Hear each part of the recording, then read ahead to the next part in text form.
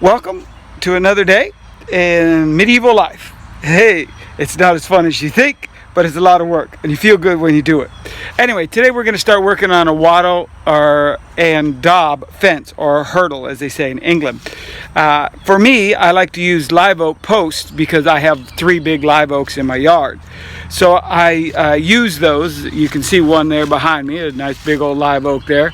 So I use live oak poles because that's what's easy for me to acquire. Now today we're using this one right here.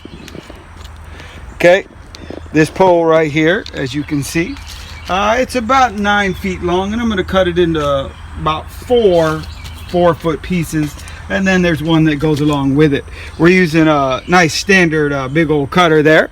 So that's what we're up to. I'll show you along as we go along, or as they say on the YouTube, I'm going to timeline it.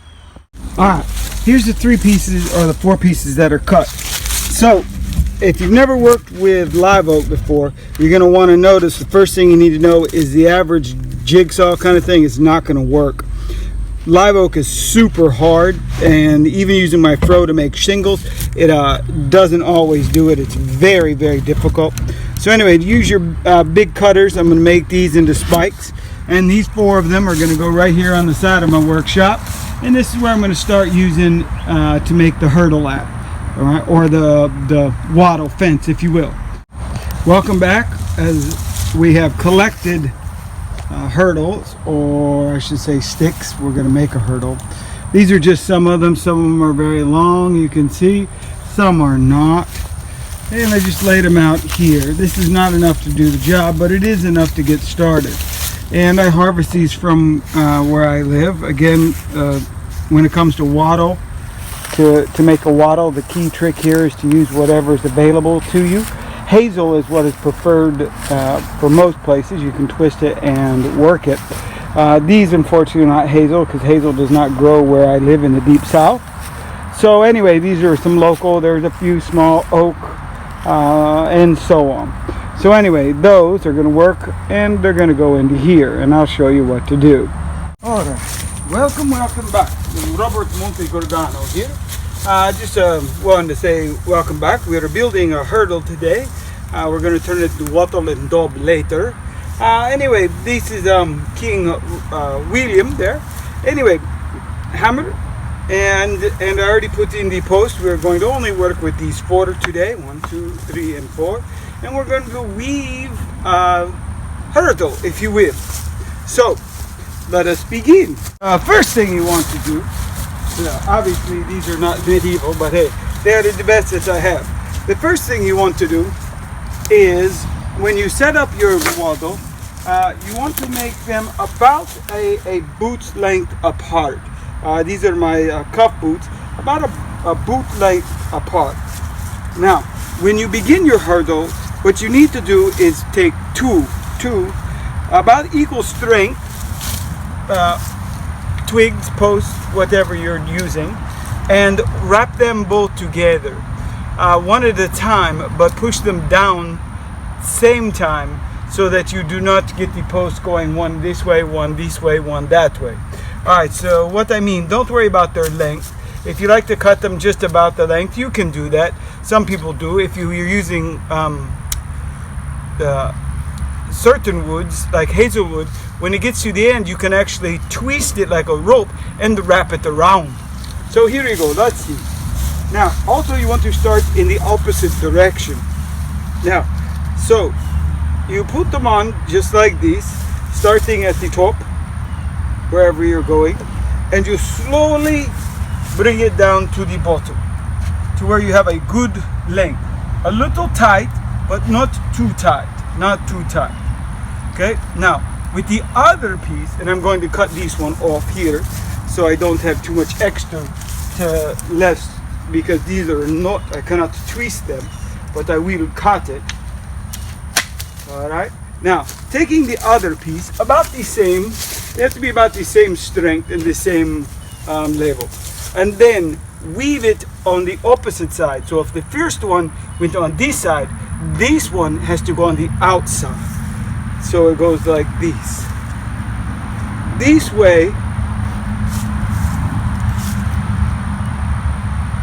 you weave them so it makes a good, strong piece. Now, when they get to this level, I accidentally made a mistake. I want to go like this one to here. On the first one, I went double space, so it should be weaved in and out like this. Like this. And then it comes down. And then the front, the second one, if it weaved in front of this one, the next one weaves behind this one, like this. And then back like this. Now these are fresh cut. I cut them, as you know, probably about 10-15 minutes ago. So once I get it down to this level, you can step on it with your boot or use your hammer. You can use a metal one, we use a wooden one, until they get down to the bottom. Now, notice how this one is bending. This is not a very strong one, so it probably won't work very well. So let me go like this. Okay, notice how they are now even. Now, try and make them go down as evenly together as possible. Now again, remember I used oak for my posts, until you get it down to about where you want it. Now most people will go all the way to the ground. My intention is not to go all the way to the ground. It's to have about 4 to 5, 6 inches extra, because I'm going to then drive these stakes deep into the ground as a practice. All right, so that is 1 and 2. Now, so the next one, we do the same thing. This is time-lapse photography. I don't have the thing from YouTube yet, which is called Timeline. Timeline, yeah, that's right. My assistants are over there on the other side of the camera at this moment. Now, anyway, ladies and gentlemen, some people, when they say when you're cutting your wood, I cut it fresh, harvested local. Again, remember, always harvest local. But remember to get the permission of the individual that you're harvesting from. Otherwise, you can go and buy them. It's a little more expensive, but local harvest is best. Anyway, some people will say, make sure you cut away all of the pieces before you put them in the hurtle. Use your clippers. You can do that after or in the beginning. It doesn't matter which one. It's up to you again. So remember, just weaving back and forth, weaving back and forth. So since this one went the other direction again, this one has to go this direction. Now you'll also notice as you're looking at my hurtle, the ends have not been clipped off. You can do that at the beginning or the end as you go along. Thing to remember, you can bring them down with your boot, you can bring them down with your hand, you can bring them down with your whatever it is you would like to bring them down with. We like to use our boots as well as our wooden mallets right here.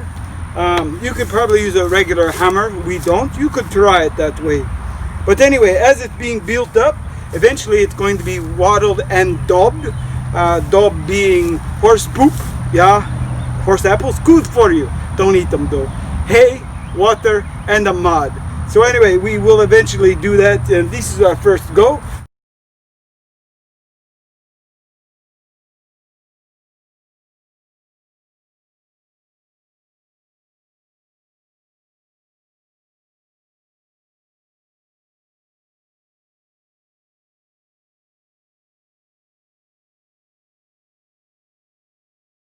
And hey everybody, this is what the hurtle looks like when it's complete. This one's about 3.5 feet tall. Anyway, here's what you got. I hope you like it. If you like learning how to do medieval stuff, Norman style from southern Italy, in the years 1000 to 1250, come and check out the rest of the videos from the Normans of the Southern Sun. Enjoy your day.